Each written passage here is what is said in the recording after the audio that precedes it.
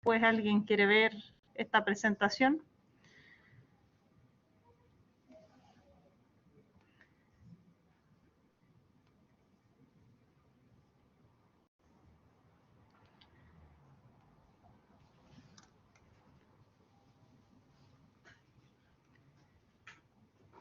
Bien. Estamos. Voy a comenzar la presentación. Como moderadoras tengo conectada a Valeria y a Romina en la sesión.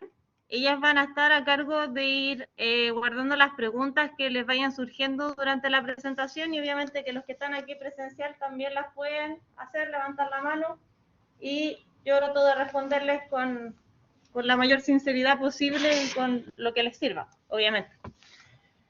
Yo, como me conocen, soy Claudia Bustamante, soy docente de acá de la escuela desde el año 2017. Voy a pasar.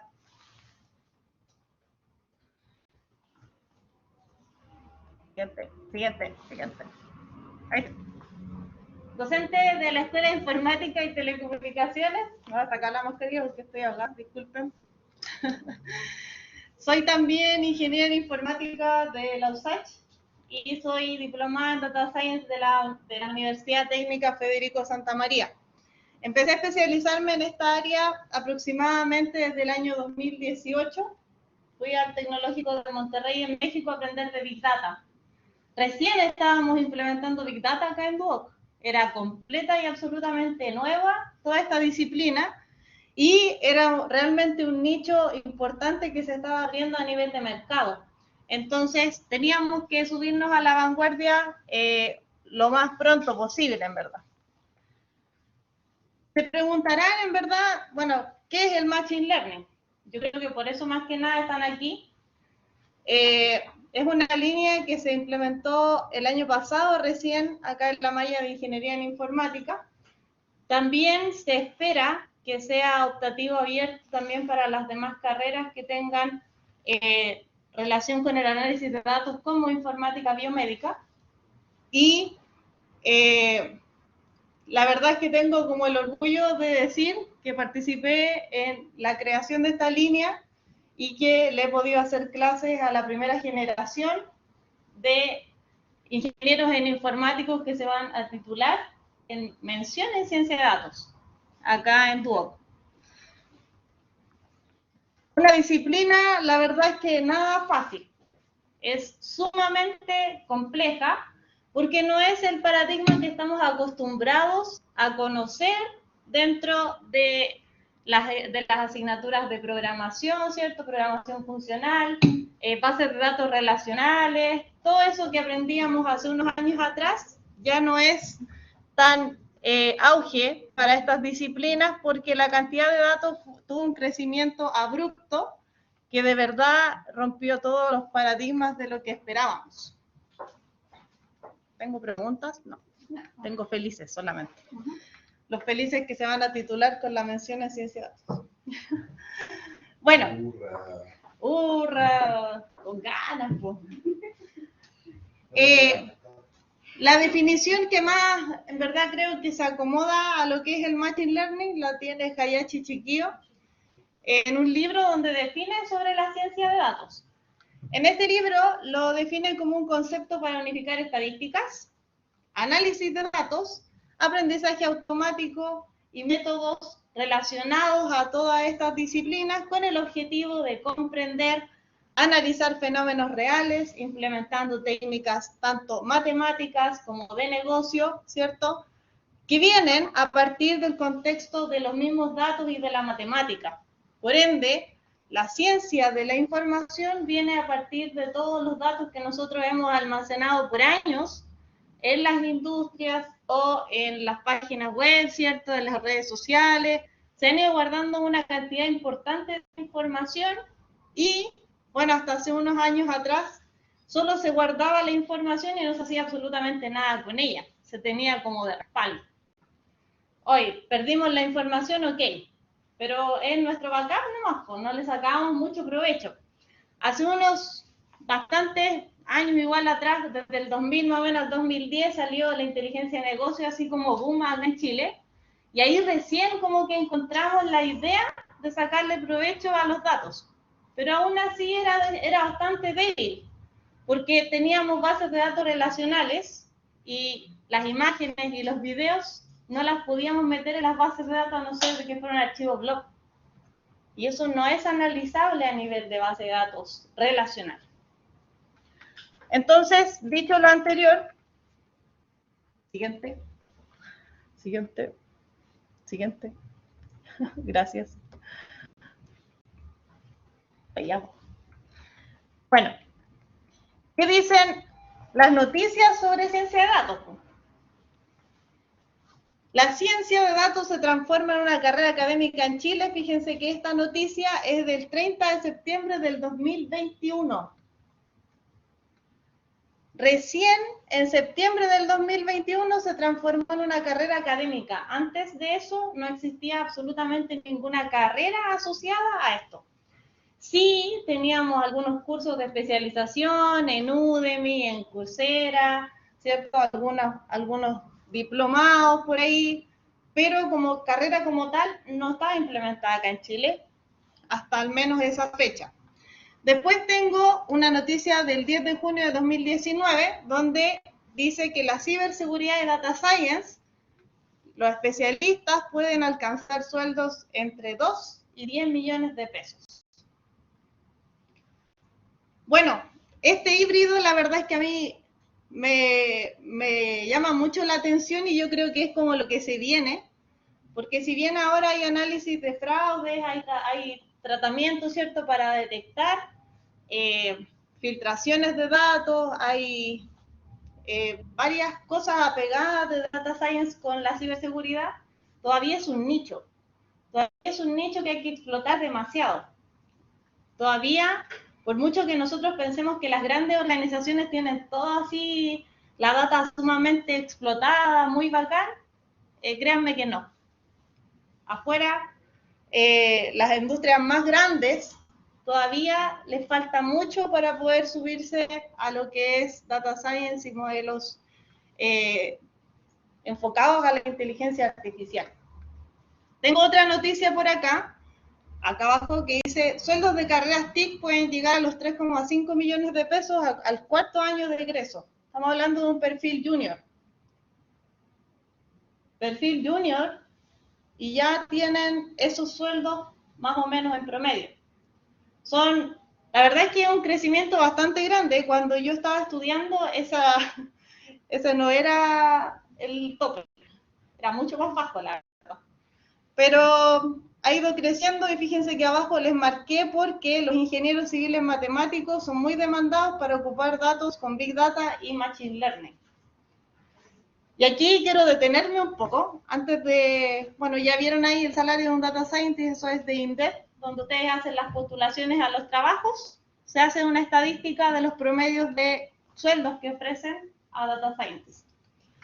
Aquí quiero parar con Big Data y Machine Learning, porque les quiero aterrizar un poco y no es como por venderles la marca Duoc ni mucho menos. Pero yo estudié en la USACH y yo no tenía acceso a asignaturas de Big Data, ni Deep Learning, ni Machine Learning, ni nada de eso. Cuando yo estaba estudiando, yo soy ingeniera de ejecución, los optativos eran para los ingenieros civiles. Los ingenieros civiles podían tomar ramos de redes neuronales, ramos de Big Data. Nosotros no. Entonces, igual era súper injusto en ese momento. Uno decía, chuta, ¿y por qué tanta diferencia? Eso, entre otras cosas, que nosotros, por ejemplo, se nos decía que los ingenieros de ejecución íbamos a servir el tecito de los ingenieros civiles. Yo creo que es una real estupidez, pero no importa.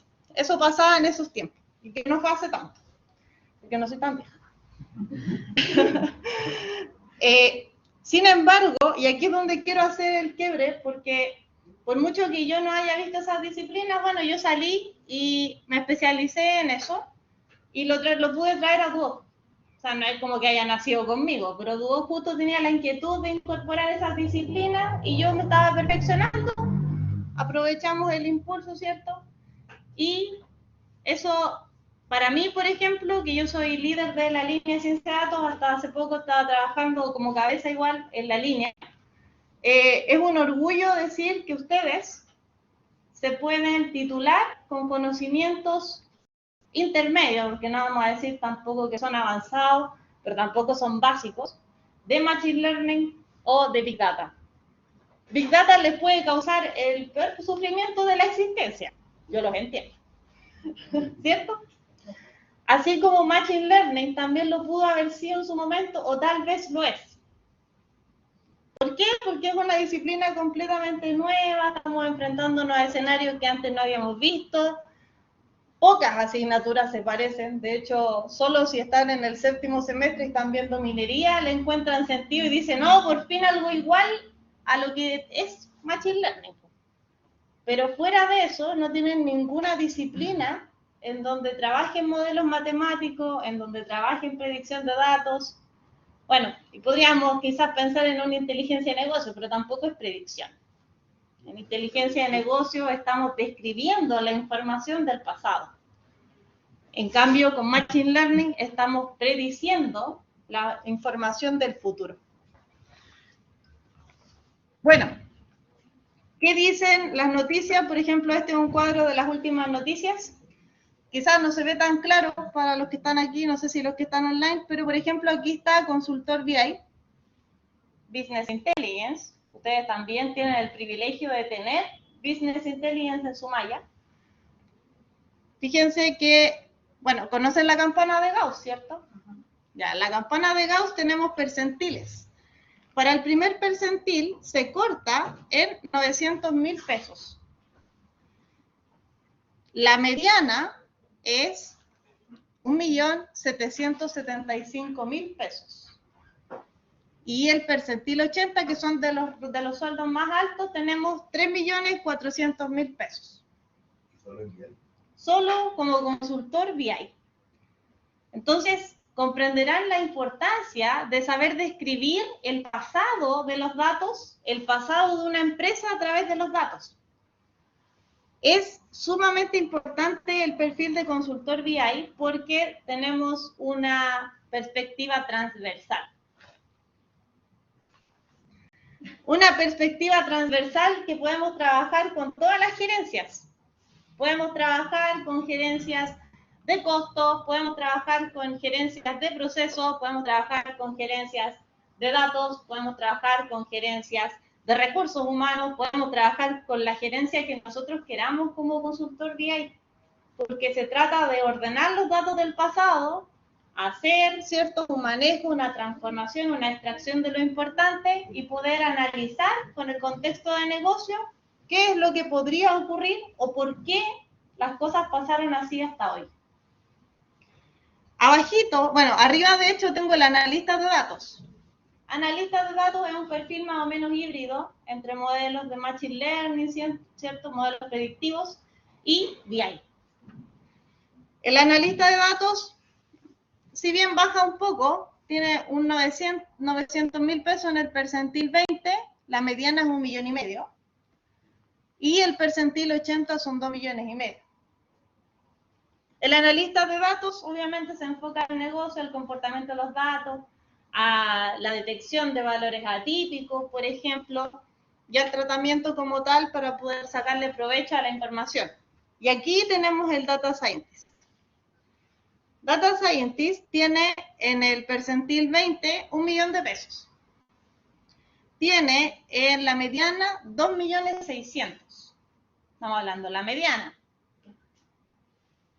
O sea que si yo ordeno los valores de menor a mayor, tengo 2.600.000 en la mitad, ¿cierto? Para los que no se acuerdan que es la mediana. Y en el percentil 80 tengo 3.300.000. Son sueldos sumamente competitivos. O sea, ¿a quién de ustedes no les gustaría ganar eso? Veo muchas manos arriba. ¿Estos sueldos a los cuántos años de egreso? Este es un perfil junior. 4 años de egreso. Sin embargo, es Es variable porque siempre va a depender de la industria, va a depender de qué tanta madurez tiene la industria que nos está contratando. Puede ser que la industria de verdad no tenga nada y tenga una resistencia al cambio, entonces ellos van a ofrecer un poco menos porque hay mucho que ordenar. Quizás hay otras empresas que de verdad ya tienen más claridad de lo que están viendo en madurez, ¿cierto? Digital, madurez tecnológica, que son capaces de invertir bastante porque saben que es bueno. Entonces, tenemos ahí varias... y otro aspecto que es sumamente importante es que son los arquitectos. Porque lamentablemente no somos nada sin una buena arquitectura de datos. Si la industria no tiene los datos bien organizados, tenemos que partir por un arquitecto. El arquitecto le tiene que dar forma a esto para que para nosotros sea mucho más fácil consumir y extraer valor. ¿Por qué? Porque si como ingenieros Machine Learning o, no sé, analistas de datos o, no sé, Data Scientist, nos vamos a la empresa y no hay un arquitecto, vamos a perder mucho tiempo ordenando. Y no es nuestra tarea. Nuestra tarea es sacarle provecho a los datos. Entonces, sí o sí, siempre trabajamos muy de la mano con los arquitectos. ¿Cierto, arquitecto? Aquí encontré una noticia del Diario Financiero. ¿Qué dice el Diario Financiero? Básicamente, publica los índices de cómo va, ¿cierto?, la economía en Chile, da como la mayor certeza. Y aquí tenemos como los mejores perfiles de ingenieros informáticos.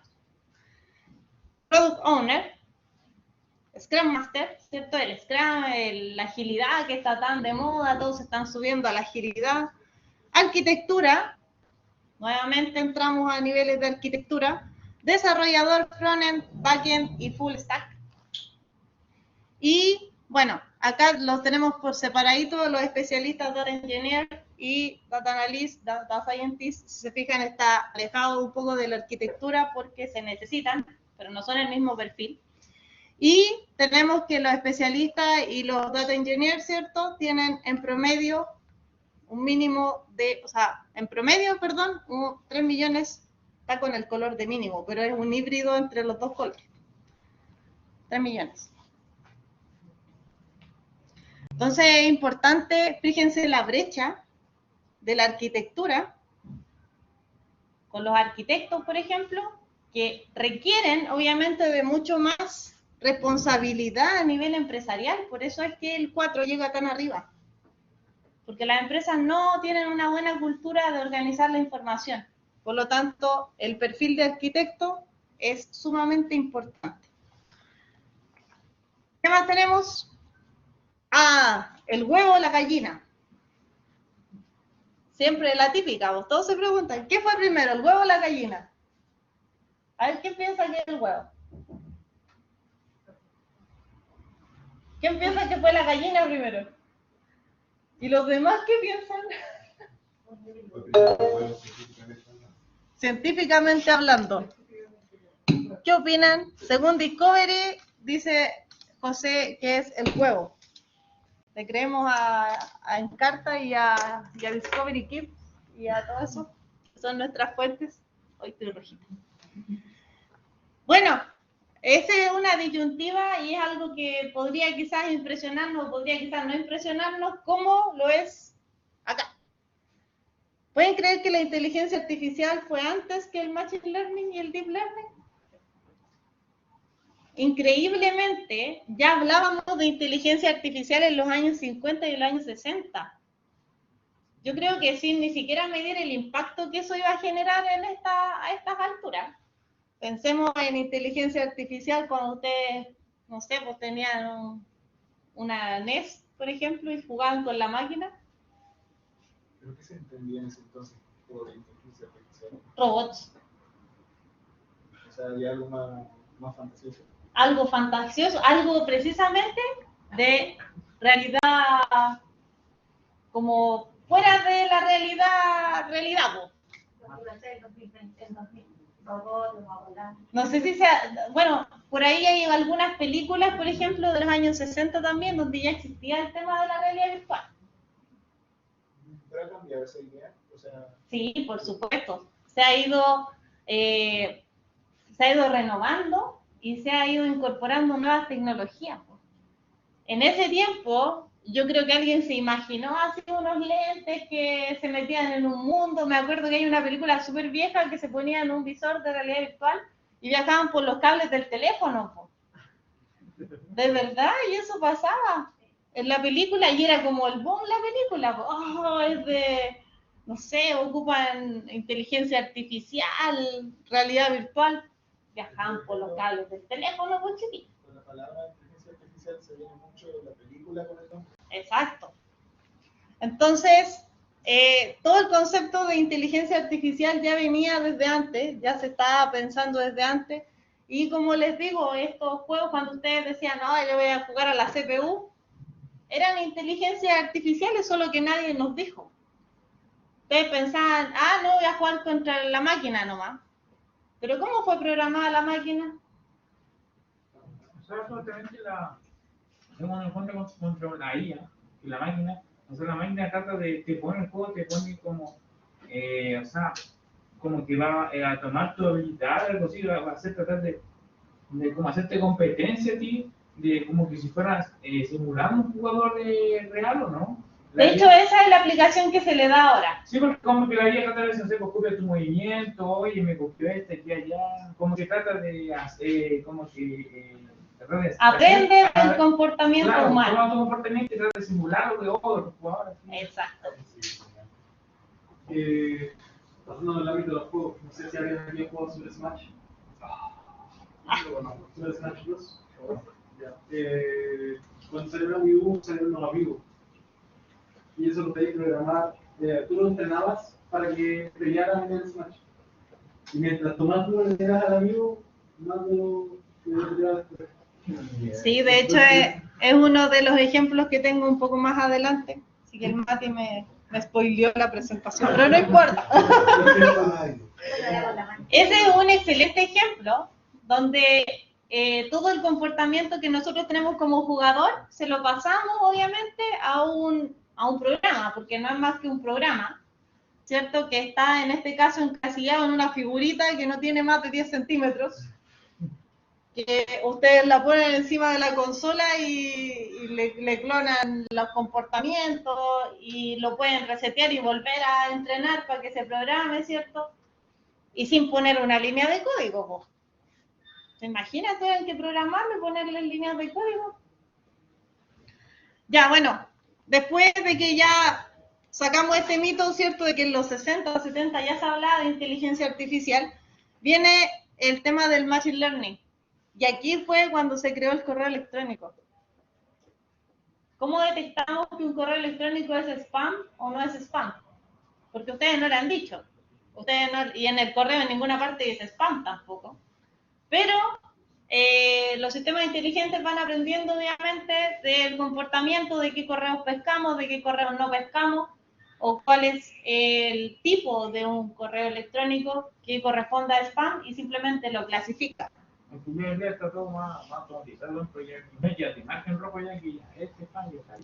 Por supuesto, sobre todo cuando son inseguros, que no abra el link. Todo eso ya está detectado. Fíjense que eso fue entre el 80 y el 2010. Y en el 2010 recién empezamos a hablar de Deep Learning. O sea, cachen el orden, po. Machine Learning, Deep Learning y afuera, inteligencia artificial. Con Deep Learning ya tenemos una abstracción mayor de lo que ocurre. Tenemos, primero que todo, computadores potentes. ¿Por qué esos computadores potentes no los teníamos en los años 60? Si se acuerdan, o si han visto por ahí en historia, en los 60 y 70 como que los primeros computadores eran del tamaño de una sala. Eran de una sala. Una pantalla con fotos. Y ahora hay MacBook Air, ¿cierto? Como de no sé cuántos centímetros, tan chiquititos. Y con un nivel de procesamiento, pero exagerado, diría yo, pero ya no lo encuentro tan exagerado después que estoy en esta disciplina. ¿Cómo está la MS2 también? También. Inteligencia artificial, sí, antiguo, ¿cierto? Y fíjense que inteligencia artificial es como un universo completo. Es un universo completo. Y aquí está Machine Learning. Y aquí está Deep Learning. O sea, son 2 de por lo menos 20 puntos que tenemos que engloban la inteligencia artificial según esta infografía, que podrían ser más, obviamente. O sea, lo que nosotros aprendemos cuando estamos en Machine Learning es nada, po. No es ni un 10% de lo que podríamos considerar inteligencia artificial. Sin embargo, es una de las cosas más potentes porque fíjense que, por ejemplo, los asistentes robóticos como Alexa, como el asistente de Google, ¿cierto? Aprenden del Machine Learning, aprenden del Deep Learning. Entonces, todas estas cosas están interconectadas como neuronas. Las neuronas hacen sinapsis entre sí porque una por sí sola no puede hacer casi nada. Eso pasa con las disciplinas de la inteligencia artificial. Tenemos chatbot, tenemos procesamiento de lenguaje también, reconocimiento de patrones, cuando le ponen el dedo al teléfono para que se desbloquee, por ejemplo, cuando tiene el lector de iris con el teléfono.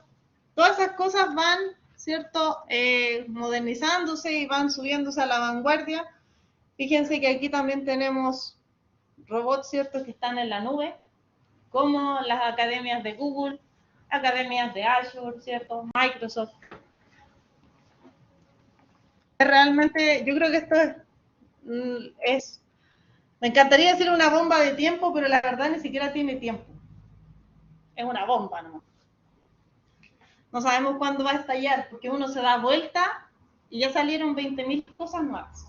Cuando uno cree que está a la vanguardia con esto, se da vuelta y dice, no sé nada. Es como la sensación de cuando uno se está titulando. Hace poco, con el tema de la inteligencia artificial, cuando salió Alexa, por ejemplo, Alexa salió hablando y comunicándose con inglés, solo con inglés.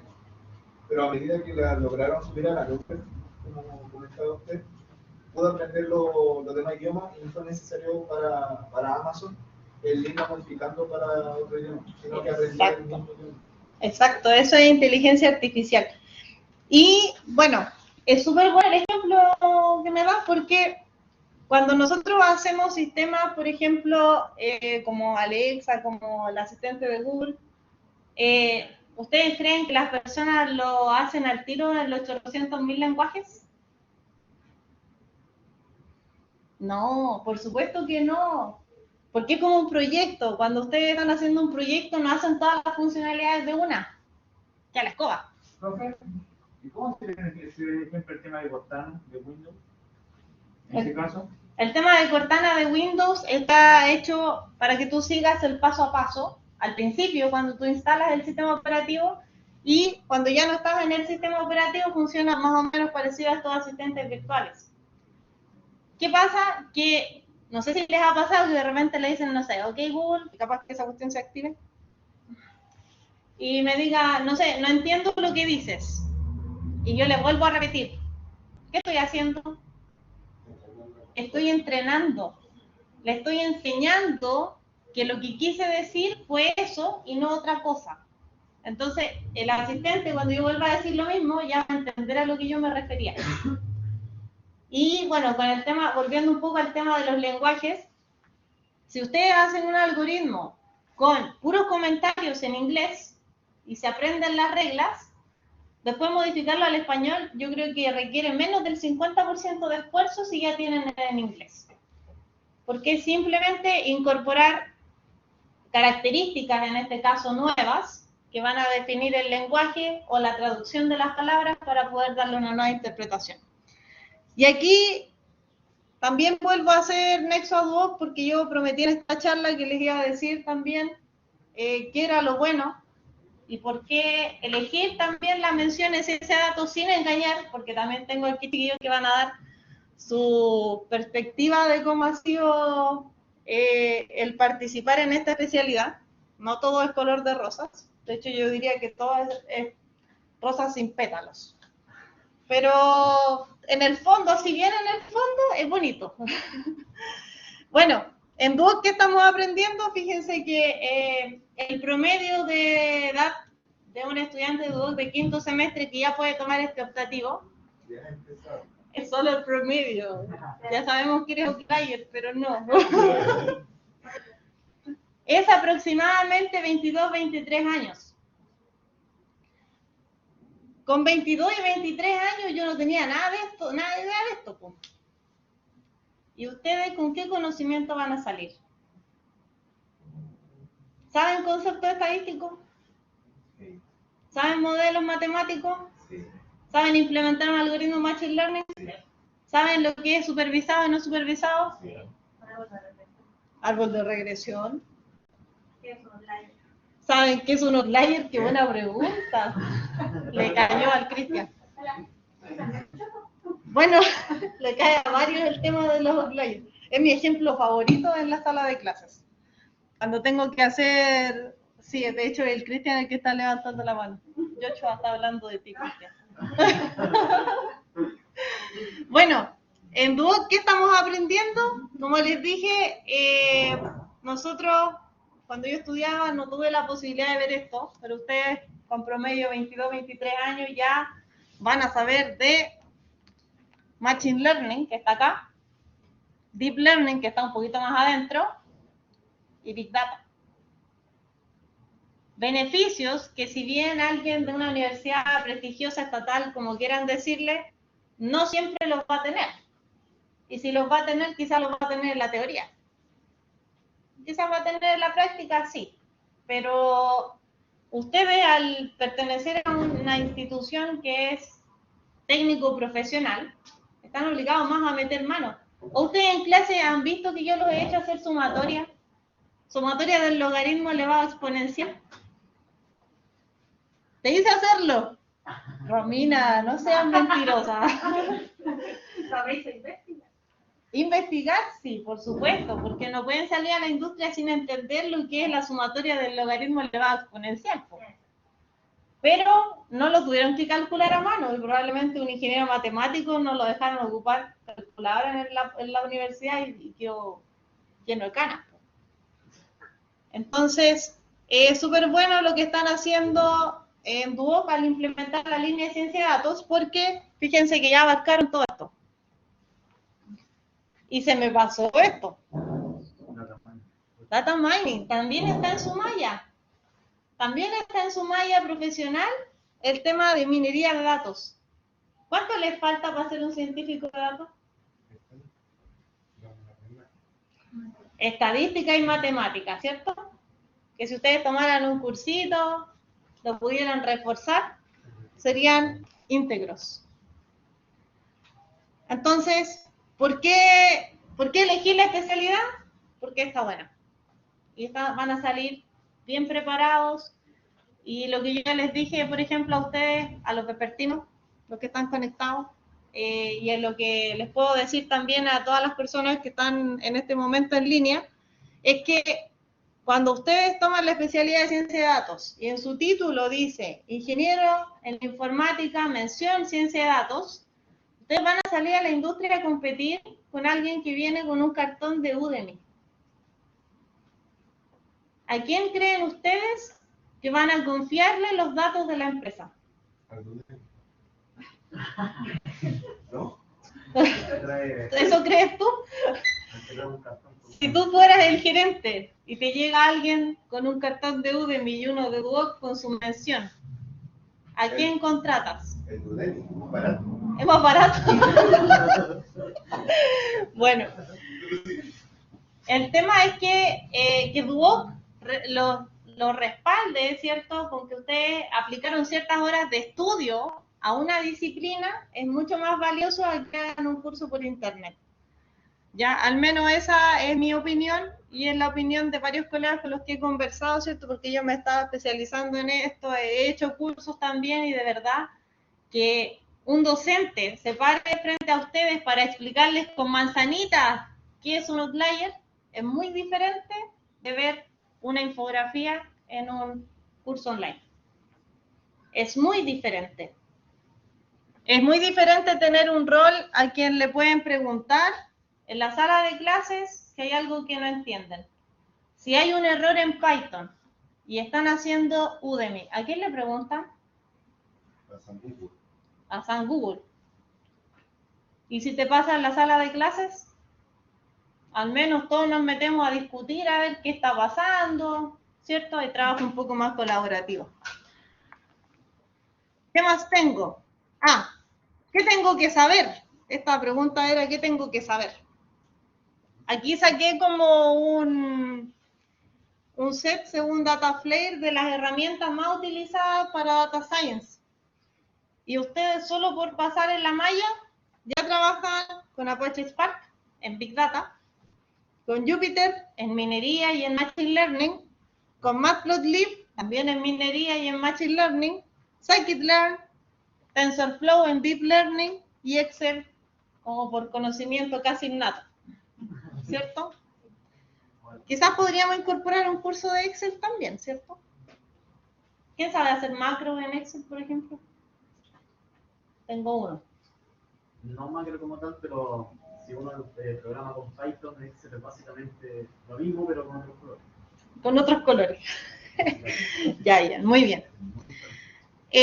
También tenemos otras herramientas, por ejemplo, ggplot, que es un componente de R. R es otro lenguaje que se ocupa mucho para Data Science, pero es un lenguaje mucho más matemático.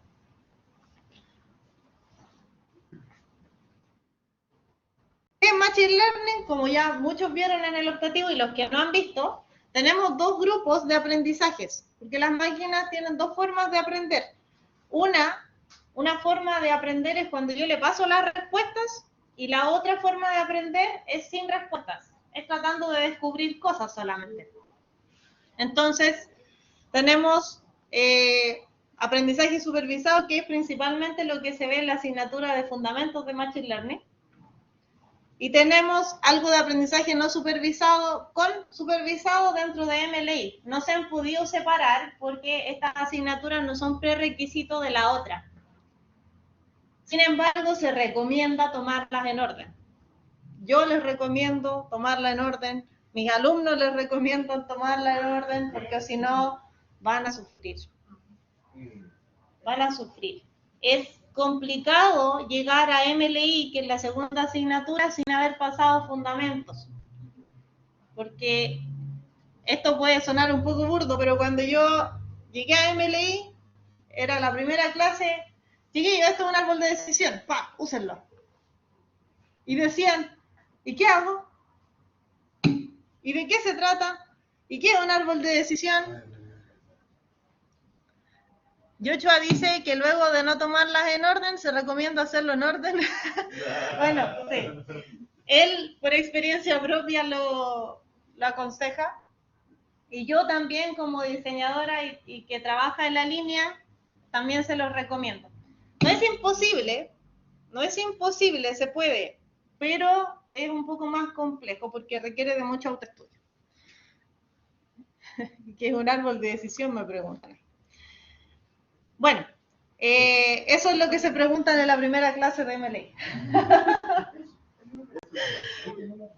No, eso no, una segunda. No, pues chiquillos, ¿qué aprendieron? Bien. Esas son como las disciplinas que se ven en MLI y en FMI. Después viene Deep Learning, que se los voy a hablar un poco más adelante, que ya tenemos algunas primeras víctimas aquí, que la han sufrido, pero no tanto como pensaron, yo creo, a nivel de dificultad. Han sufrido más por la modalidad que por la disciplina en sí. Algunas aplicaciones en la industria de lo que es Machine Learning y ciencia de datos, por ejemplo, en la banca, tenemos ahora cuentas inteligentes que van ofreciendo ciertos servicios dependiendo del comportamiento del cliente. Ya no tienen un ejecutivo que está mirando cuántas veces compraron en el mes, cuántas veces ocupan la línea de crédito, cuántas veces ocupan la tarjeta. Eso ya no lo ve una persona, porque es innecesario, es un desgaste que en verdad no vale la pena. Los ejecutivos de cuenta quieren vender y tener una cartera de clientes. no estar viendo cuántas veces ocuparon la tarjeta en el día. Entonces salieron las cuentas inteligentes creadas a través de algoritmos, obviamente, que saltan alertas cuando dice esta persona está buscando crédito, hay que ofrecerle, ¿cierto? Y lo llaman por teléfono. Y sabe, estos canallas saben que necesito plata, ¿ya? Nuevas oportunidades de negocio también sobre el cliente, que eso también tiene que ver, por ejemplo, con los créditos o con aumentarles el cupo, con ofrecerles una segunda tarjeta, con ofrecerles seguros, un clásico. Gestión de riesgo y prevención del fraude también dentro de la misma banca, porque le analizan el comportamiento a los clientes y si hay uno distinto del comportamiento tradicional, obviamente les llama la atención y ¡pam!, salta como alerta. Hay que analizar esto. ¿Qué está pasando aquí? No es normal. Recomendador interno también de dónde ubicar una oficina.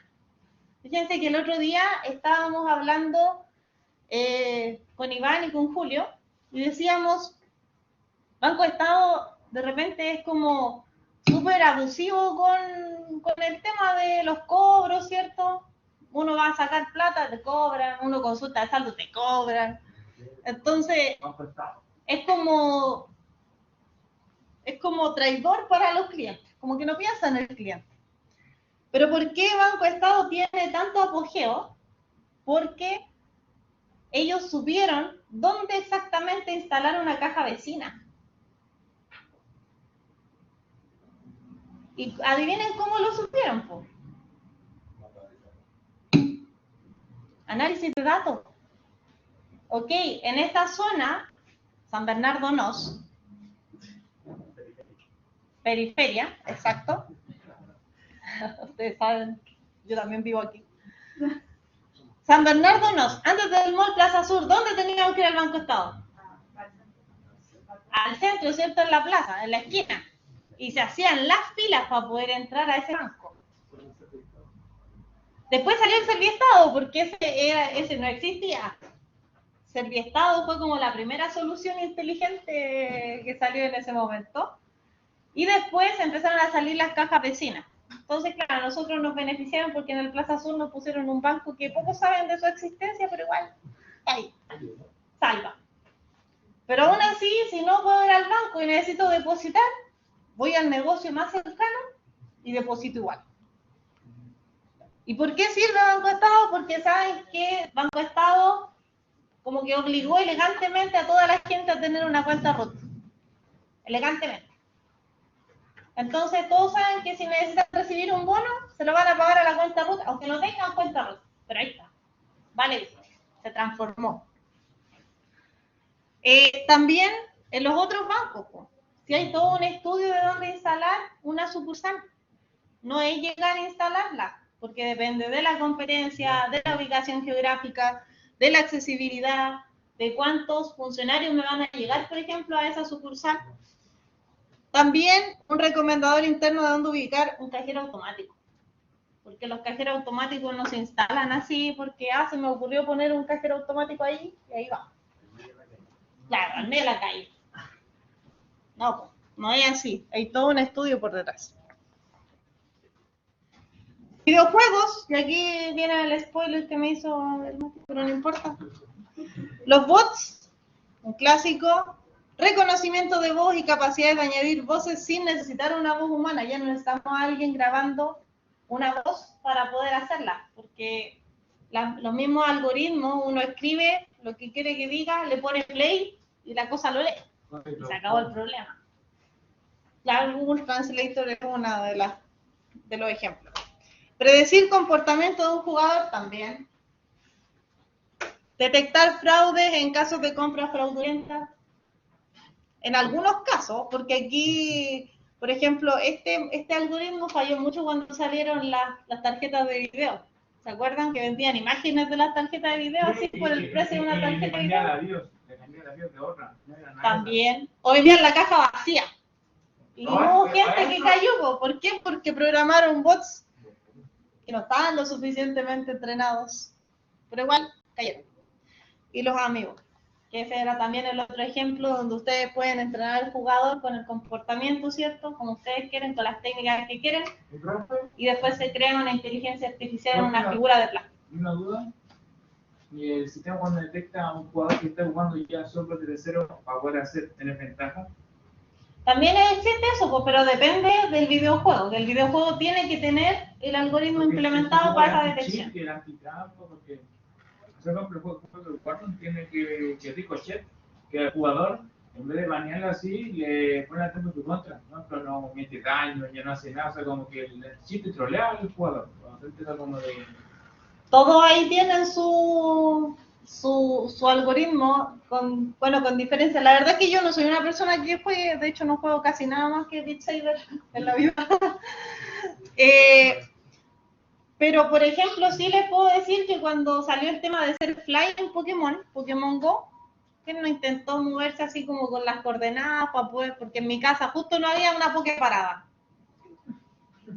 Entonces intentaron hacer fly y cuando el algoritmo del Pokémon Go detectaba que estaban aquí y al minuto siguiente estaban allá, los quiqueaban, le inhabilitaban la aplicación por 1 hora, creo que era el tiempo. Pero cada juego tiene sus reglas diferentes, entonces cada vez van desarrollando más alternativas y todo eso está basado en Machine Learning. Analizan el comportamiento normal de un jugador y si hay una anomalía como que se movió de aquí a 3 kilómetros en un segundo, ¿cierto? Counter-Strike. ¿Cierto? Counter-Strike. O sea, si tienen un jugador del Counter-Strike que camina 800.000 kilómetros y saben que una partida dura 1 minuto y medio, olvídenlo. Hay algo raro, ¿no? O si tiene... esto no es tan atípico. Si tienen una partida de Counter-Strike y hay una persona que se movió 1 metro o 1 pie, campero, ¿no? Bueno, ahí tenemos algunos casos de videojuegos. Aplicaciones con streaming y sistemas de recomendación, que este es un tipo de aprendizaje no supervisado, donde YouTube, por ejemplo, Netflix, Spotify, Steam, saben exactamente qué ofrecerles, con qué precisión, para que ustedes caigan. Cuando te hacen los juegos de los puzzles, después tanto, se meten con un montón de cosas para que así de comprar. Exacto, para que los compren. Ese es en el caso de Steam. En Spotify, por ejemplo, cuando se nos acaba la lista de reproducción, viene algo parecido, algo que escuchan las personas que es más o menos parecido a mis gustos. Netflix también, cuando ustedes están eligiendo una película, les dice con un 98% de precisión, porque saben que hay una probabilidad de un 98% de que esa película se adapte a tu gusto. Y YouTube, que también cuando se acaba la lista de reproducción, viene algo parecido, algo que ya escucharon antes, algo que escucha alguien que se parece a ustedes, etc. Salud, oye, no son tantas por si acaso, pero para cada industria tenemos un conjunto así más o menos gigante de aplicaciones. En salud me interesa porque sé que hay gente que está escuchando que son de informática biomédica, que de repente como que dicen, ¿y qué voy a hacer en mi carrera? ¿De qué se trata todo esto? ¿Voy a ser informático? ¿Voy a ser enfermero? ¿Voy a atender ese spam? ¿Voy a atender en un hospital? ¿Voy a trabajar con los informáticos? Se pueden preguntar muchas cosas. Real. Ahí tengo al Esteban. Gracias, Palo Blanco. El Esteban es alumno de informática biomédica precisamente de acá de San Bernardo. Yo les hice clase el semestre pasado. Y bueno, tenían muchas dudas sobre qué iban a hacer. Pero la verdad es que si ustedes se detienen un poco así y miran la malla de informática biomédica, son analistas de datos de salud. No hay otro título, porque son estudiantes que están aprendiendo, ¿cierto?, de las normativas clínicas y en los últimos semestres van a tener minería de datos, business intelligence, big data y probablemente van a poder tomar los optativos de machine learning y data science. ¿Y por qué es útil todo esto? Porque en salud, ustedes saben que Chile, a pesar de que tenemos como un buen avance, todavía no tenemos tan buen avance a nivel mundial. Nos falta mucho. Y aquí hay algunas aplicaciones en salud, por ejemplo, detección de enfermedades y aflicciones como el cáncer, reconocimiento de imágenes para radiografías, o sea, de repente Ya no tenemos que ir al médico a poner la radiografía para que el médico la compare con otra, y la compare con otra, y la compare con otra, para poder decir, ah, sí, parece que es neumonía. Porque bastaría con tomar esa radiografía, pasársela al algoritmo y que el algoritmo diga, sí, es neumonía, no, no es neumonía, o en el mejor de los casos, si es que no es supervisado, que diga, posiblemente tienes estas enfermedades. Historial clínico por herencia también, estudiar, ¿cierto?, el árbol genealógico.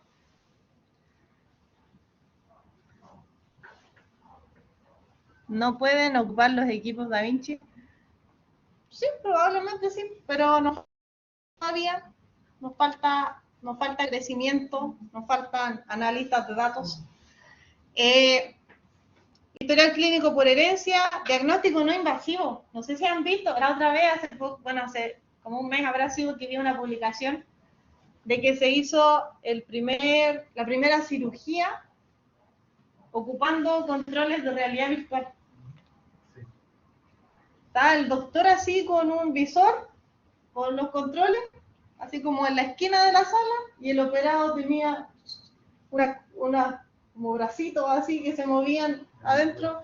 Y de cirugía, ¿qué quedó? Salió un éxito y quedaron 2 agujeritos de menos de 1 centímetro. De hecho, utilizó Sistema MET. ¿de verdad? MET.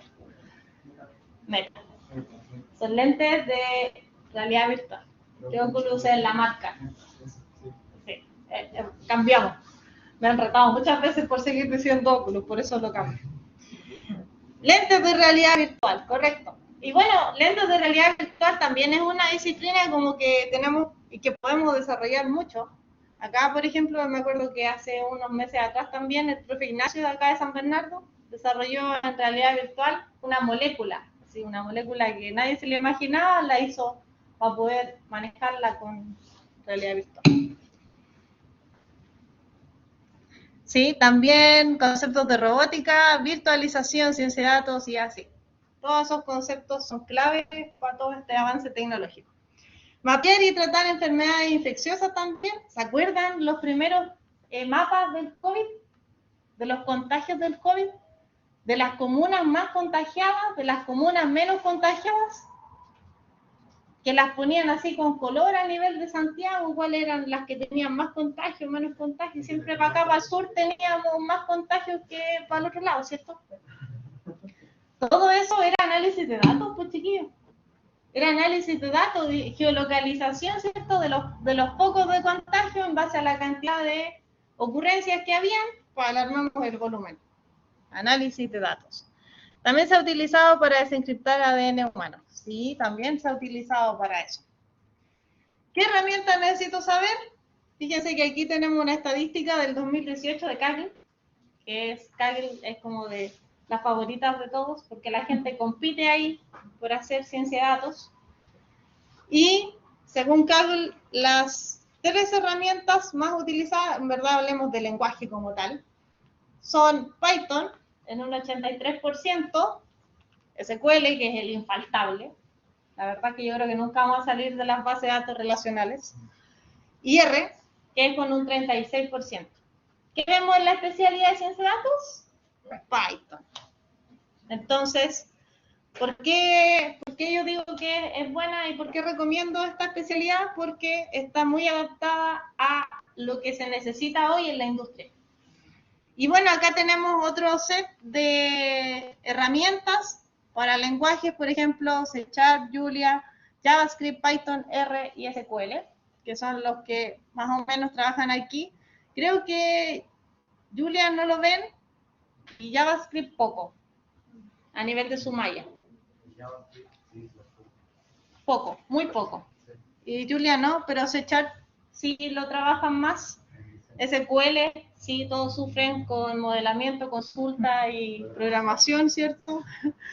Python y bueno, R en algunas asignaturas de los optativos al final tenemos como algo de R, pero es poco porque es un lenguaje mucho más matemático, más estadístico.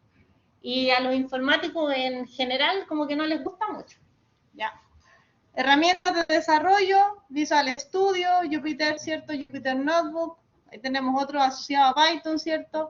Para ingesta de datos, también, porque obviamente tenemos que integrar, consumir.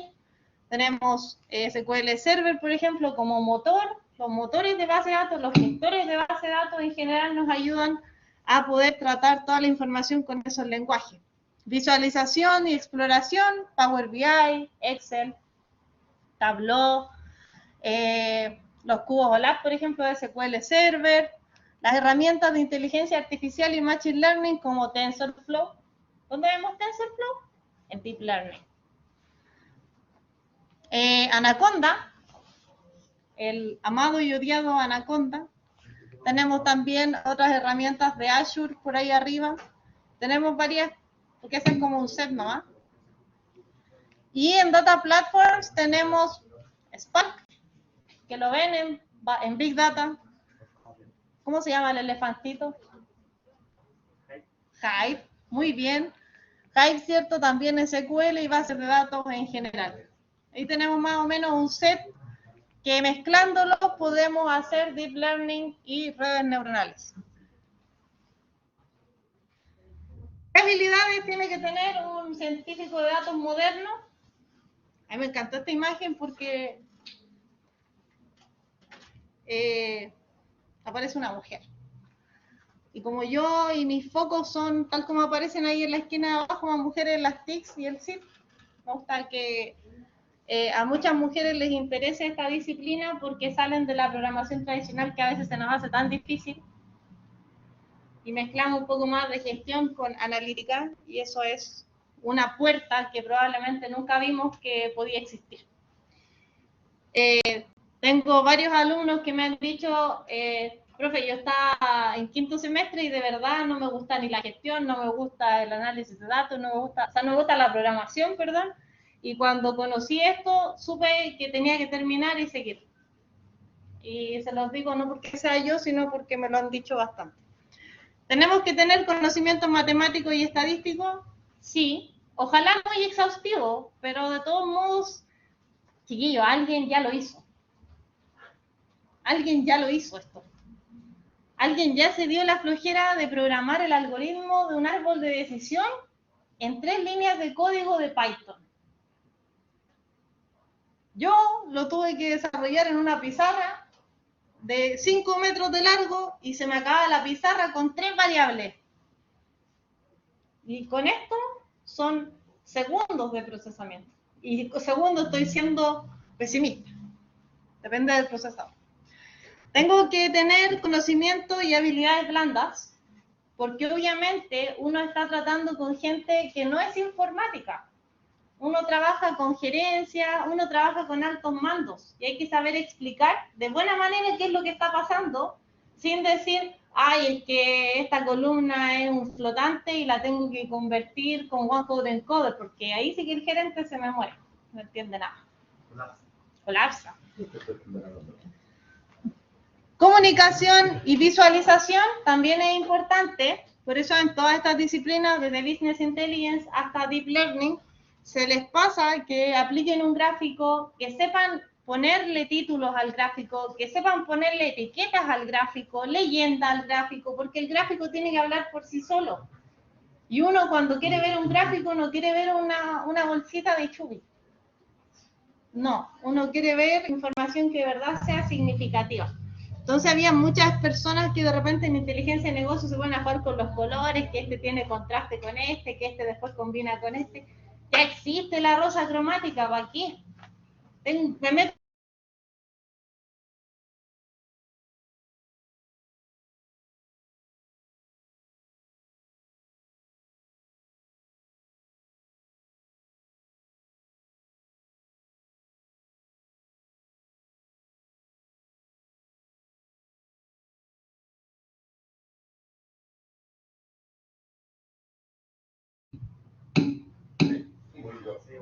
ya, perfecto. Hay gente que está en inteligencia de negocio, por ejemplo, y invierte en 10, 15 minutos en tratar de dejar un gráfico bonito. ¿Y para qué? Pues si ya existen paletas de colores, tenemos que utilizarlas, ¿no? Y bueno, obviamente conocimiento en programación y en base de datos, porque nosotros como informáticos es el piso mínimo que se nos pide, entender un código de programación, poder programarlo y entender de bases de datos. O sea, si no puedo hacer una consulta en una tabla de base de datos, estoy perdido. Aunque después no lo ocupe en el mundo. Pero con respecto a la programación, ¿no es la programación tradicional? Es que sigue siendo Python. O sea, desde mi punto de vista, puede tener otra lógica, pero al fin y al cabo, un integer es lo mismo en Machine Learning que cuando Exacto. ¿Cómo se define una variable en el Visual Studio Code utilizando Python y en Jupyter Notebook? Es exactamente lo mismo. O sea, el cómo definen una variable, cómo hacen un for, se hace igual en la herramienta que quieran, la lógica es la misma, puede cambiar un poco la sintaxis, pero eso depende del lenguaje. Lo que sí cambia es el entorno. ¿Por qué? Porque si tú estás en el Visual Studio programando, ¿cierto?, tu aplicación en Python, no la puedes testear ensayo y error como una herramienta pensada en la pedagogía como Jupyter Notebook. Pero Jupyter Notebook es básicamente pedagógico, porque cuando tú sales a la industria, también te pueden hacer programar en un Spider. Y un Spider no es un ambiente intuitivo donde tú pones cuadro de código, cuadro de texto, cuadro de código, cuadro de texto. Olvídalo. Esto es pedagógico para que entiendan, para que le saquen el provecho a la analítica. Pero cuando a ustedes de verdad les toque hacer un Machine Learning, ¿cierto? Un modelo de Machine Learning, ustedes van a ver un paquete, un archivo que es ejecutable. Lo mismo que genera en un Visual Studio Code. No ven el Jupyter Notebook. Imagínense llevar el Jupyter Notebook a deploy. ¿Con qué lo abro? ¿Con PDF? No, a las pailas. Entonces, es netamente pedagógico, Anaconda y Jupyter Notebook para poder aprender. Y eso, yo no sé si... bueno, lo último que me quedaba es metodología, porque aquí la cosa no anda nada al despelote. Tengo que organizarme para poder hacer un proyecto de Data Science y para eso existe una metodología que se llama CRISP-DM y CRISP-DM es una metodología iterativa que puede tener tantas vueltas como yo no entienda el problema o tantas vueltas como los datos están malos o tantas vueltas como no entiendo nada de lo que estoy haciendo. Entonces, fíjense que entre las dos primeras, entendimiento del negocio y entendimiento de la data, podría iterar tantas veces como no lo imaginan. En entendimiento de la data y entendimiento del negocio, podría estar meses. Podría estar meses. Porque probablemente siempre sale algo nuevo que yo no conozco. Cuando yo me fui a analítica y a hacer business intelligence, mi primer cliente cototo fue una agrícola. ¿Ustedes creen que yo sabía cuándo se cosechaban las cerezas? No tenía idea. No tenía idea y tuve que ir a conocer cómo funcionaban, a ver cómo pasaban las cintas para hacer el packing y la selección. Tuve que después ver cómo modernizaron esas cintas para que ya fueran automáticas y no fuera la gente la que seleccionaba las cerezas para allá, primera selección, para acá, segunda selección, para acá, tercera, y la basura para Chile. Tuve que ir a verlo. Entender que un campo tiene un jefe de campo, que tiene agrónomos, que el agrónomo no quiere marcar la huella digital en el campo para marcar la asistencia. Tuve que pasar por todas esas cosas porque las industrias no siempre tienen esa apertura, ¿cierto? Y esa predisposición a la tolerancia al cambio. Entonces, en esta parte de Business Understanding y Data Understanding podríamos iterar infinitas veces. Incluso, como se fijan en esa flechita, si van en evaluación y la evaluación es mala, probablemente van a tener que volver al entendimiento del negocio, porque todavía hay algo que no entiendo. Así que, bueno, ahora sí, con eso quería terminar y quiero dar paso a, no sé si tienen preguntas o algo que quieran Dejamos abierto el chat para que las chiquillas aquí me reciban las preguntas y los que están presentes también lo pueden hacer.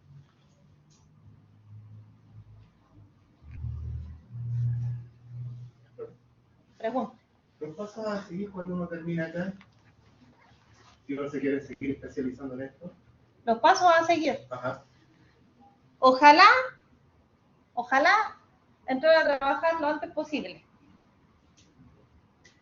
Es un desafío difícil para ti como egresado de ciencia y datos, como para un ingeniero sin mención. Es una dificultad porque la verdad es que cuando uno sale de aquí, ni siquiera sabe a lo que se va a dedicar. Yo odiaba las bases de datos. Hola, trabajo en bases de datos. Yo de verdad odiaba las bases de datos. No lo digo con orgullo, de hecho me da bastante vergüenza, pero quiero tranquilizarlos y contarles que yo me titulé sin entender un join. 6 años de ingeniería para no saber hacer un join. Que aprendí en 2 minutos cuando me titulé. ¿Por qué? Porque en la universidad no iba alguien a sentarse al lado mío para decirme, mira, define una variable. ¿Cuál es la columna que necesitáis llamar? Renombrémosla, hagámosle un join. Este es un tipo de join, este otro. Eso uno no lo tiene en la universidad, pues chiquillos. Eso sí lo tienen aquí, porque pasan por un ramo de consulta de base de datos donde le explican con manzanitas cómo se hace un join.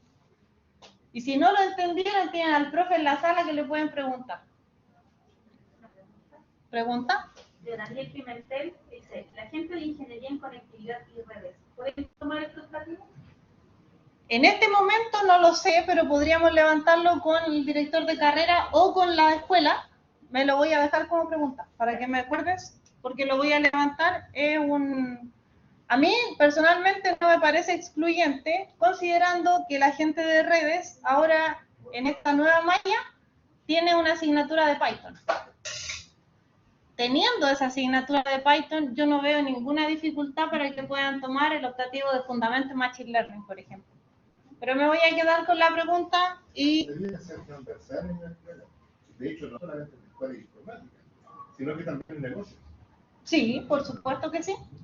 Debería ser, pero bueno, por algo partimos. Todas esas cosas yo pretendo, obviamente, levantarlas en la instancia que corresponde y a medida que, obviamente, vayan dando permiso, se pueda hacer. Y que no sea sincrónico. Oye, eso es importante. Hagamos una pausa con las preguntas, porque igual voy a elegir a 2 de ustedes para que se acerquen aquí y les demos el contexto a los que están escuchando sobre la salida del optativo. Así que mi primer candidato para poder hablar sobre el optativo de ciencia de datos, que ya está a puertas de salir, es Jan.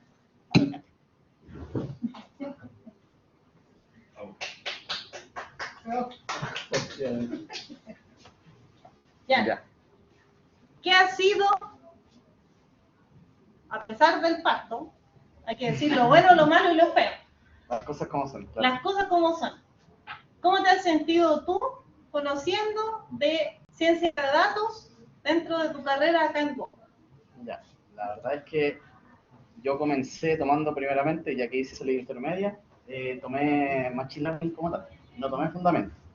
La verdad es que lo primero que me comentaron, lo que me dijo la profe fue, si no sabes Fundamentos, si no lo tomaste, vas a tener que esforzarte más que las personas que no lo toman.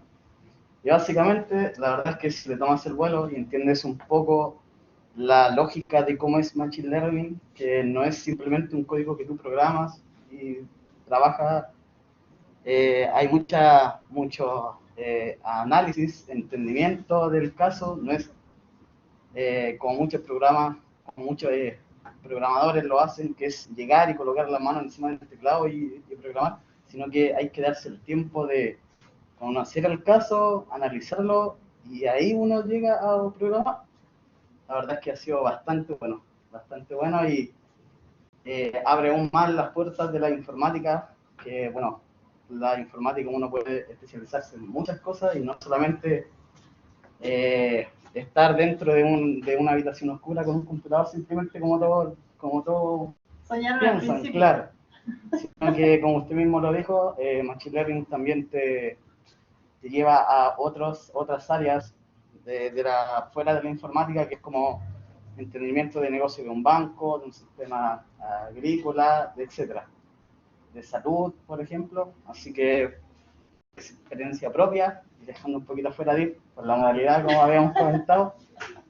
No, impresionante, y si están sacando esta mención, hay que pensar que si aquí en Chile está dando boom, en Latinoamérica es algo nuevo. Lamentablemente, Latinoamérica está años atrás a lo que está dentro de otras partes del mundo, así que aún queda bastante tiempo y sería bueno especializarse ahora en esto, que está tomando vuelo ahora y ni siquiera se ha expandido a otras áreas, que puede ser la salud, como lo está haciendo ahora, y bueno, en inteligencia de negocio ya está. Así que hay que sacarle un buen partido a esto y sentarse en ello principalmente, y obviamente hacerlo a conciencia de que también va a ser bien pagado. Perfecto. Gracias, Jan. Ese es por carne propia un hiper mega super hiper viviente de tomar los optativos al revés. Para que vean que se puede. Es difícil, pero se puede. De hecho, tengo un caso conocido de un compañero que tomó Machine el semestre pasado. Este semestre tomó DIP y además tomó fundamentos de Machine. Y además de minería. Y no quería nada. Y no quería nada y ahora me anda preguntando y anda averiguando y comparte conocimiento y cosas que encuentra por ahí en internet. Sí, se encantó con la inteligencia artificial. Ah, sí. Bueno, mi segunda candidata a venir a hablar sobre la disciplina es Valeria. Porque sí, voy a ver.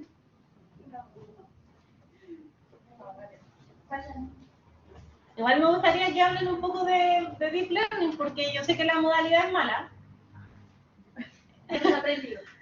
Pero no es tan mala en el sentido de que, bueno, es solo nueva para ustedes, porque cuando ustedes hacen un curso en la Chile o un diplomado o algo así, es así. O sea, la modalidad en sí para un informático no es mala, sino que para un estudiante tal vez sí, porque el tener a un profesional enfrente tuyo que te conteste cada pregunta que tú te Claro, es hacer, diferente de ver los videos siempre. A tener información y uno tener que interpretar esa información que está entregando. Sí, lo pongo. Ya vale, ¿cómo ha sido para ti tomar esta línea? Bueno, yo les voy a contar contexto. La Vale con la Romy fue la primera generación que tomó Fundamento Machine Learning y eran los únicos de quinto semestre. Todos los demás estaban en séptimo. Todos los demás estaban con minería. Gracias. Con minería y con fundamento al mismo tiempo. Menos los chiquillos. Entonces yo quiero escuchar a la Vale. ¿Qué ha sido todo esto? Con mi compañera empezamos con fundamento. Yo lo odiaba. No quería seguir con la línea porque sentía que era muy difícil, que no podía. Después mi compañera me convenció para seguir con Machine y ahí como que empecé como, es bacán igual. Seguimos con Machine, ahí fue como que el avión como que iba cayendo y después empezó a tomar vuelo y ahora estamos con Deep Learning y siento que ha sido lo más bacán que he tomado, el ramo más bacán que a lo largo de toda la carrera. Oh, Y aunque digan que la modalidad online no les guste, yo encuentro que yo he aprendido mejor porque te explican todo con manzanas, literal. Y puedes repetir los videos cuantas veces quieras. Sí. Tienes documentos, los puedes leer las veces que quieras. Yo los leo, hago resumen en el cuaderno. Así que eso. Tomen el ramo. Porque al final puede ser que se desmotiven, que lo encuentren difícil, pero después van a encontrarlo súper bacán. Es como lo más, como que te mantiene el cerebro ocupado todo el rato. Y eso. Bueno, gracias. Y ahí tenemos de primera fuente a alguien que lo odiaba. Sí. Bueno, no sé si hay más preguntas en los que están conectados. Sí, Esteban Casanta dice, En el caso de IBM, ¿se puede tomar el optativo? Si no, ¿cómo sería el camino a seguir? Ya, yo creo que en la Escuela de Salud todavía no se han implementado los optativos porque están recién implementando el tercer semestre, si no me equivoco, y pueden tomar optativos desde el quinto. Entonces, yo veo como una probabilidad de un 90% de que sí se los van a habilitar a informática biomédica porque son parte de la línea, y este secreto no se lo cuenten a nadie que quede aquí, pero cuando se diseñó el PIA de la asignatura sí estaba considerado informática biomédica. Pero es secreto, no se lo cuenten. Si se enteran me van a matar. Así que a tener paciencia simplemente para poder tomarlo, sobre todo aquí en San Bernardo, que la carrera de informática biomédica es nueva. José Cartagena pregunta, en tu experiencia, ¿qué es lo que más cuesta de la Deep Learning? De Deep Learning, lo que más cuesta, es una buena pregunta y algo que yo creo que han estado viendo también ustedes en la asignatura de Deep Learning, que es que es todo tan abstracto que de repente cambian un parámetro y el resultado que pueden tener a la salida cambia tanto que cuando vuelven el parámetro a como era antes, no vuelven a tener el mismo resultado. No sé si les ha pasado. Agregan una capa, el modelo les da una exactitud de un 90%, quitan la capa y no sé, o empeora o mejora. Es súper aleatorio. En el fondo no es tan aleatorio cuando uno entiende la matemática que hay por detrás, la función de activación, la función de error, la función de salida, pero yo creo que a nivel Duoc, de lo que ven en Deep Learning en Duoc y de mi experiencia también entrenando redes afuera, lo más difícil es saber qué parámetro mover para poder mejorar el resultado. Porque, como les comentaba a algunos de Deep Learning, y pasa en todo, uno se da vuelta y como que salen 1000 cuestiones más, y ahora la neurona más grande tiene como 3000 millones de parámetros, y vayan a ajustar uno por uno. Entonces es complicado, yo creo que eso es lo más difícil, pero si una persona tiene entendimiento de lo que es el entrenamiento y tiene entendimiento de los datos y tiene una buena máquina para procesar, se hace hasta entretenido, porque uno va mirando las épocas, sube, bien, va subiendo, va bajando, va subiendo, va bajando, va subiendo, bien, tengo un buen resultado. Entonces es como una montaña rusa de emociones Deep Learning, porque va muy bien, no sé, agregué otro parámetro, se me fue a las pailas. Lo saqué, siguen las pailas. Entonces uno lo mantiene ahí como activo tratando de ver qué ajusto, qué quito, qué agrego. Así que eso es como lo más complicado, pero en sí yo creo que ninguna de estas disciplinas es extremadamente difícil. Solo son diferentes de lo que estamos acostumbrados a ver. Liz. ¿Por dónde me recomendaría empezar a estudiar sobre esto antes de llegar a lo que son los optativos? Antes de llegar a lo que son los optativos. Primero, tal como está la malla, la matemática. O sea, no es la idea de que nosotros lleguemos al quinto semestre que podemos tomar este optativo solo conociendo el promedio porque necesito calcular la nota que necesito para aprobar la asignatura. Me ha pasado que llegan y no se acuerdan qué es la media, no saben que la media es el promedio, por ejemplo, cosas muy básicas. No conocen de los cuartiles, no se acuerdan de una distribución normal, son cosas que ven en estadística en los primeros ramos de la asignatura. Así que, primero, tratar de sacarse un poco ese estigma de decir odio las matemáticas, porque sí, la Romina odia las matemáticas y ahora en sus vacaciones publica historias que está estudiando matemáticas. De hecho, yo deseo en vacaciones de invierno y segundo semestre con mi marido vamos a tomar un curso de matemáticas y va a ser un premio universitario, ya está elegido y no, estamos esperando a que llegue la fecha para empezar a tomarlo, porque tanto él en matemáticas como yo ahora le voy a enseñar, que la profe no sabe, le voy a enseñar a decirle a mí, Y él a mí me va a apoyar con los conocimientos de matemáticas, entonces va a ser una enseñanza mutua. Eso es importante, sacarse esa idea de que las matemáticas las odio y que no puedo con las matemáticas, es mentira. Eso es primero, el tema de las matemáticas. Y segundo, entender Python. Si entendemos algo de matemáticas y entendemos algo de Python, vamos a poder hacer al menos lo primero que es de fundamento, que si ustedes obviamente lo pueden acreditar, fundamento en Machine Learning es un poco de materia al principio y después se les pasa un notebook programado. Dele play. ¿Qué pasa? Dele play aquí. ¿Qué pasa? Dele play aquí. ¿Qué pasa? Y recién en MLI y en el caso semestral de fundamento en Machine Learning empiezan a meter mano y pueden reutilizar código porque siempre alguien ya lo hizo, ¿no? Entonces, entender la lógica de programación y entender matemáticas es lo clave. Romy. ¿Sí? Siguiente pregunta, ¿no? Sí, que estoy respondiendo en WhatsApp. No, José Cartagena decía que no entendía mucho del tema de redes, mucho del tema era de redes, pero le gustó Deep Learning y decía que Deep Learning trabaja mucho con arreglos y matrices.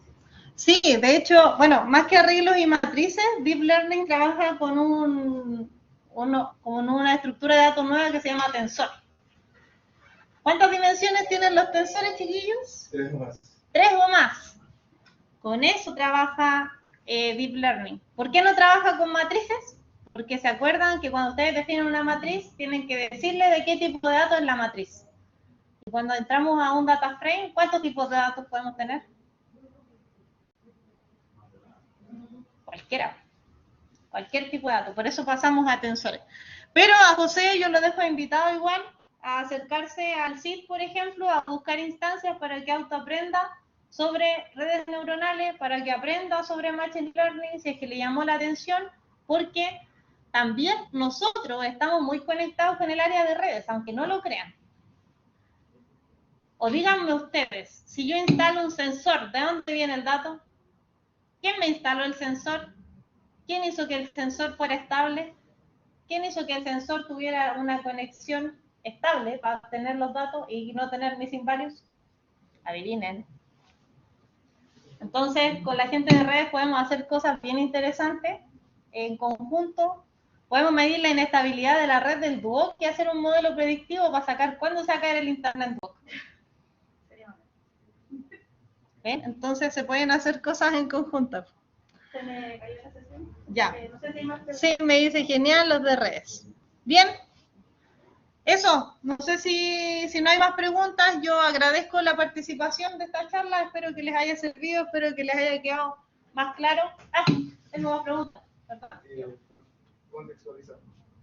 Para las personas que estaban estudiando el técnico principalmente y quieren sacar la ingeniería, para comenzar a entender y entrar con información a estudiar Machine Learning, ¿qué se le recomendaría? Primero, obviamente, si es que podéis tomar algún curso introductorio sobre el fundamento de Machine Learning, sería bueno, ¿ya? Para poder saber a qué te enfrentáis, primero. Pero de todos modos, si tú haces continuidad de analista de ingeniería, ya trabajaste con Python al principio, ya tuviste el ramo matemática, por lo tanto puedes hacerlo. No tienes absolutamente ningún impedimento. Una rotación para si quieres cambiar de ingeniería. Máximo plazo hasta cuarto semestre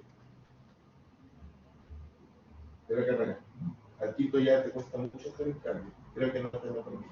No, sí, de hecho, a nosotros se nos insiste hacerlo ya en el cuarto semestre.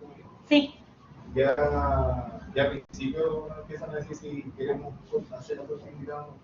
Qué rico que se los avisan. Sí, se los avisan con anticipación para que no estén. Antes no nos avisaban. No, ahora es parte de.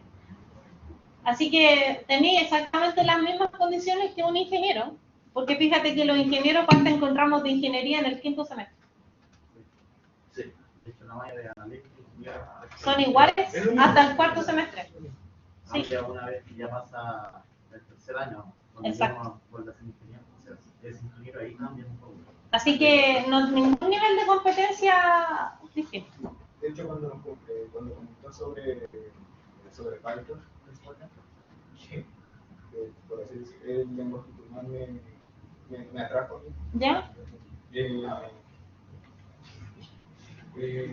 el que más siento yo que me atraería a aprender de Machine Learning. Perfecto. Y es como de más usado, así que yo lo aprovecharía. Lo bueno que ahora está. Exacto. Antes no estaba. Antes no estaba. Acordando lo que dice el chiquillo, sí, Python de por sí y JavaScript, lo que es página web, backend, es lo mejor para uno aprender a programar porque son amigables, a diferencia de, no sé, de PHP, son mucho más sencillos de programar y te ayudan mucho con la lógica, que es lo primero que uno debe partir con automático. Claro. Esa lógica de entender el lenguaje como tal. La verdad es que de hecho algo tienen en coincidencia estos dos lenguajes que tú llamaste y es que son, ¿cómo se dice? Interactivos. Porque ustedes pueden programar por ensayo y error. Cuando yo aprendí a programar con C, yo no podía tirar ensayo y error. Tenía que terminar la instrucción completa para poder compilar y ejecutar. Y si es que se caía, anda a saber dónde se cayó.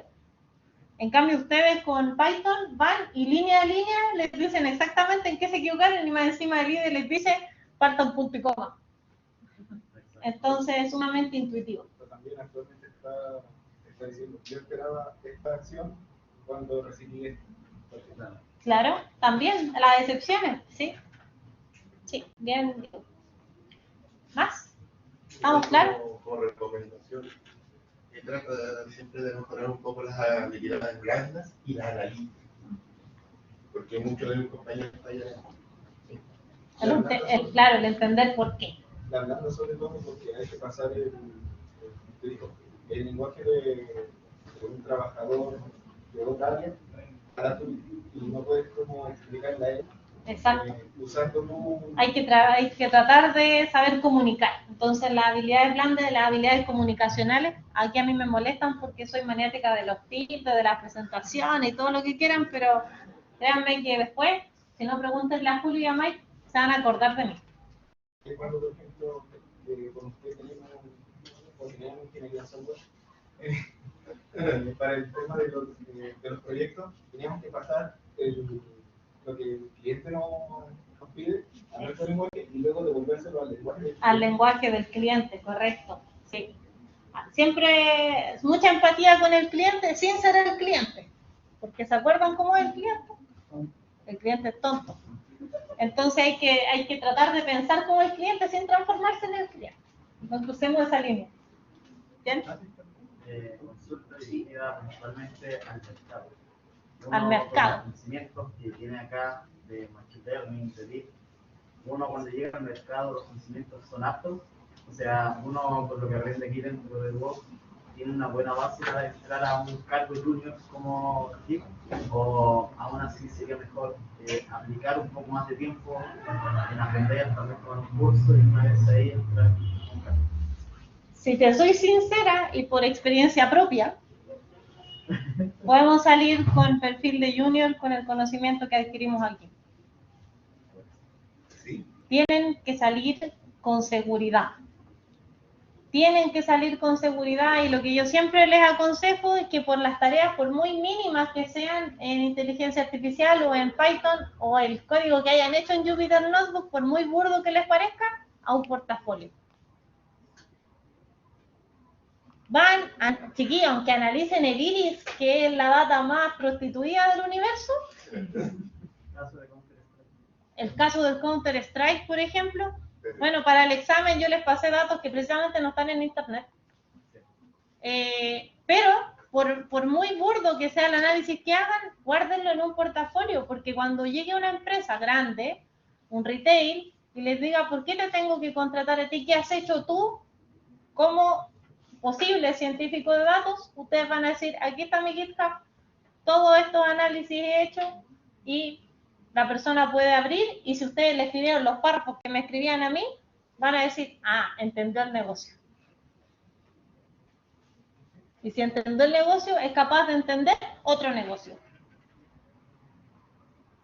Por eso es que yo hincho tanto con que me hagan análisis, que escriban, por mucho que después una teoría sea falsa, no importa, lo pensaron y eso es bueno.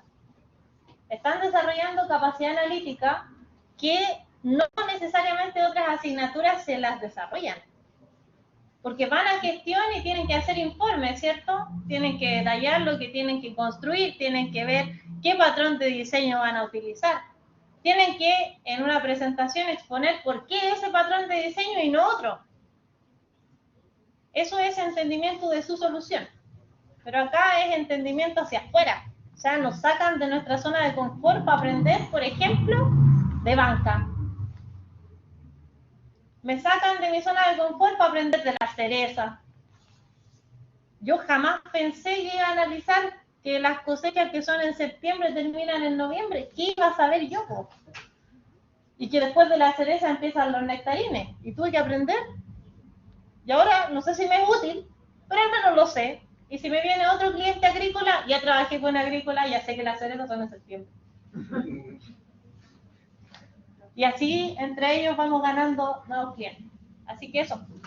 ¿Vamos? ¿Más preguntas? A ver. ¿Cuándo habrá otra charla y cuándo empiezan las clases de fundamento? Las clases de fundamento en la mayoría de las sedes deberían empezar a impartirse desde el siguiente año. Porque ahora se está impartiendo fundamentos de Machine Learning y Deep Learning. El segundo semestre debería ser de Deep Learning, no, debería ser de MLI, que es el segundo optativo. Y por lo tanto, para San Bernardo en particular, fundamento de Machine Learning sería en marzo del próximo año. Ahora, si quieren ser un super hiperviviente como el Jan, por ejemplo, pueden tomar MLI ahora el semestre que viene, ver en las primeras semanas de qué se trata y tratar de lanzarse para sacarlo, porque después al semestre siguiente sacan fundamento y deep learning de una y ya están listos. Se acabó la línea de ciencia de datos. Entonces en 2 semestres la pueden hacer. Qué fácil. Y Duoc va a acreditar que ustedes implementaron más de 250 horas estudiando Machine Learning. De hecho, yo tomé Machine el semestre pasado, tomé fundamentos el verano y ahora teóricamente en 2 Sí, semestres. teóricamente en 2 semestres lo hiciste, efectivamente, porque también se pueden abrir los TAF en enero. Ah, se me olvidó que en verano no, el taller de Machine Learning. Se puede hacer el taller de Machine Learning siempre y cuando 5 estudiantes interesados firmen una lista de que van a venir, se la llevan al director de carrera y él abre la sección en enero. Eran como 20 y tuvieron que venir todo enero a verme las caras. Pero se fueron felices. Ah, la mitad, de veras, porque la otra mitad la hizo otro profe. Toda la razón. Si van a haber más Confirma. Si van a... Podríamos hacer una siguiente charla, yo no tengo ningún problema. De hecho, me gustaría hacer una segunda charla ya implementando un modelo de Machine Learning. Obviamente que sería más enfocado a código y sería con un análisis enfocado a cómo se esperaría que ustedes hicieran un análisis en un caso. Así que voy a prepararlo y les publico a través del sitio de nuevo, a través de los correos como les llegó hoy día o a través de Más Mujeres las TICs y hacemos un workshop de Machine Learning. ¿Ya? Pero tienen que saber Python, así que todo va a estudiar Python ahora. Eso. ¿Ahora sí? Perfecto. Muchas gracias por la participación. Y nos vemos a una próxima.